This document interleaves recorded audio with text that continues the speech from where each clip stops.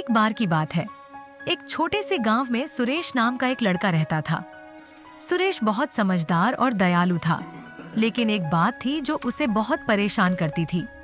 वह हमेशा दूसरों से तुलना करता था और सोचता था कि काश उसके पास भी वैसी चीजें होती जैसी उसके दोस्तों के पास थीं। अगर उसके दोस्त के पास नई साइकिल होती तो वह उसकी पुरानी साइकिल को बेकार समझता और उदास हो जाता। एक दिन गांव में एक संत आए। गांव वालों ने बताया कि वह बहुत ज्ञानी और चमत्कारी व्यक्ति हैं। सुरेश ने सोचा कि क्यों न संत से मिलकर अपने मन की परेशानी बताई जाए।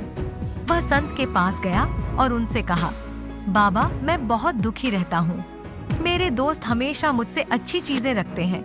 मैं भी वैसा ही बनना चाहता हूँ, लेकिन मेरी सारी कोशिशें बेकार जाती हैं। संत मुस्कुराए और बोले, बेटा, मेरे पास तुम्हारे लिए एक उपाय है। क्या तुम इसे अपनाने के लिए तैयार हो? सुरेश ने उत्सुकता से हामी भरी।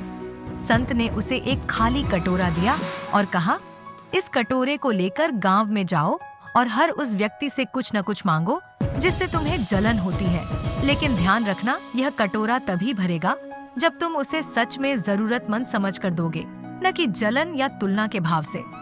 सुरेश ने कटोरा लिया और गांव के हर कोने में गया। उसने अपने दोस्तों से उनके सबसे अच्छे खिलौने और चीजें मांगी, लेकिन जब भी कोई उसे कुछ देता, कटोरा खाली ही रहता। सुरेश बहुत हताश हो गया और फिर से संत के पास लौट आया। संत ने मुस्कुराते हुए कहा, बेटा, यह कटोरा तुम्हारे मन का प्रतीक है। जब तुम जलन या तुलना की भावना से भरते हो तो यह कभी नहीं भर सकता। तुम्हें जो चीजें मिली हैं उनकी कद्र करो और दूसरों की खुशी में खुश रहना सीखो। सुरेश ने संत की बात को समझा और मन से जलन और तुलना की भावना को निकाल दिया।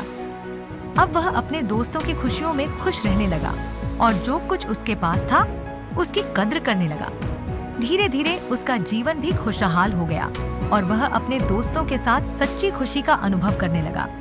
इस कहानी से हमें यह सीख मिलती है कि हमें अपनी चीजों की कद्र करनी चाहिए और दूसरों से तुलना करके अपना समय बर्बाद नहीं करना चाहिए।